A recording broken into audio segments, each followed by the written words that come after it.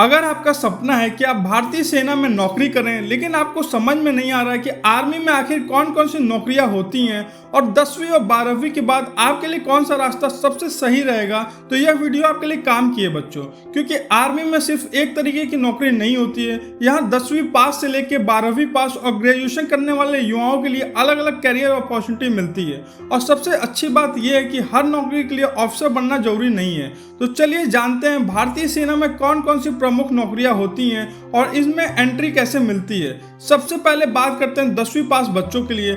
अगर आपने सिर्फ 10वीं तक की पढ़ाई की है तो आपके लिए आर्मी में सबसे चर्चित रास्तों में से एक है अग्निवीर जनरल ड्यूटी। इसमें कैंडिडेट को अपनी एजुकेशनल क्वालिफिकेशन के साथ साथ फिजिकल फिटनेस, मेडिकल और रिक्वायरमेंट प्रोसेस के बाकी स्टेज को क्लियर करना होता है। यानी अगर आप 10वीं के बाद आर्मी ज्वाइन करना चाहते हो तो सिर्फ पढ़ाई नहीं बल्कि रनिंग, स्टेमिना और फिजिकल फिटनेस पर भी ध्यान देना पड़ेगा। इसके अलावा आर्मी में अलग अलग ट्रेड्स और सपोर्ट्स रोल के लिए समय समय पर वैकेंसी आती है। लेकिन यहाँ एक जरूरी बात, हर वैकेंसी में क्वालिफिकेशन अलग हो सकती है। इसीलिए किसी भी भर्ती के लिए अप्लाई करने से पहले उसकी ऑफिशियल नोटिफिकेशन में एलिजिबिलिटी जरूर चेक करो। तो बच्चों, अगर आपने 12वीं पास कर ली है तो आपके लिए आर्मी में अपॉर्चुनिटी और बढ़ जाती है। 12वीं के बाद एक पॉपुलर ऑप्शन है अग्निवीर टेक्निकल का। अगर आपकी क्वालिफिकेशन जो एजुकेशन क्वालिफिकेशन है और सब्जेक्ट रिक्वायरमेंट नोटिफिकेशन के अनुसार एलिजिबल है तो आप इस कैटेगरी के लिए कोशिश कर सकते हैं। इसके बाद आता है Agniveer clerk store keeper technical. इसमें डॉक्यूमेंटेशन, रिकॉर्ड्स और ऑफिशियल रिलेटेड रिस्पॉन्सिबिलिटी से जुड़े काम हो सकते हैं। लेकिन याद रखिए, सिर्फ 12वीं पास होना काफ़ी नहीं है। हर कैटेगरी के लिए अलग अलग मार्क्स, सब्जेक्ट, एज, फिजिकल और मेडिकल रिक्वायरमेंट हो सकती है। इसीलिए नोटिफिकेशन देखना बेहद जरूरी है। अब आते हैं उस नौकरी पे जिनका सपना बहुत सारे बच्चे देखते हैं, आर्मी ऑफिसर का।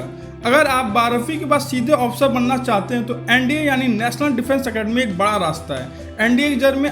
एनडीए के जरिए आर्मी के साथ साथ अन्य डिफेंस सर्विसेज में ऑफिसर बनने का रास्ता खुलता है। लेकिन यहाँ कंपटीशन काफ़ी ज़्यादा होता है। आपको रिटन एग्जाम के साथ साथ एसएसबी और मेडिकल प्रोसेस जैसी स्टेज से गुजरना पड़ता है। इसीलिए अगर आपका सपना है ऑफिसर बनने का तो इसकी तैयारी आपको बहुत ज़्यादा मेहनत से करनी होगी और अभी से शुरू करनी होगी।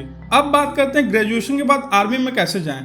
अगर आपने ग्रेजुएशन कर लिए तो आपके पास ऑफिसर एंट्री के कई रास्ते खुल जाते हैं। एग्जाम्पल के लिए सीडीएस यानी कंबाइंड डिफेंस सर्विस एग्जामिनेशन के जरिए एलिजिबल कैंडिडेट आर्मी ऑफिसर बनने की दिशा में आगे बढ़ सकते हैं। इसके अलावा टेक्निकल और अन्य स्पेशलाइजेशन एंट्री में भी समय समय पर भर्ती आती रहती है। यानी आपकी क्वालिफिकेशन जितनी बढ़ती जाती है, आर्मी में कैरियर ऑप्शन उसी प्रकार के अलग अलग प्रकार के मिल सकते हैं। लेकिन बच्चों, एक बात जरूरी बात जो तुमको याद रखनी है कि अगर कोई आपसे कहता है कि आर्मी में ये नौकरी सबसे आसान है और बिना मेहनत के मिल जाएगी, तो ऐसी बातों पे भरोसा मत करना। आर्मी की नौकरी में कंपटीशन बहुत ज़्यादा होता है। फिजिकल फिटनेस चाहिए, मेडिकल स्टैंडर्ड पूरा करने पड़ते हैं और रिटन एग्जामिनेशन या रिक्वायरमेंट प्रोसेस के अलग अलग स्टेज हो सकते हैं। और सबसे बड़ी चीज़ डिसिप्लिन और देश सेवा करने का जज्बा चाहिए।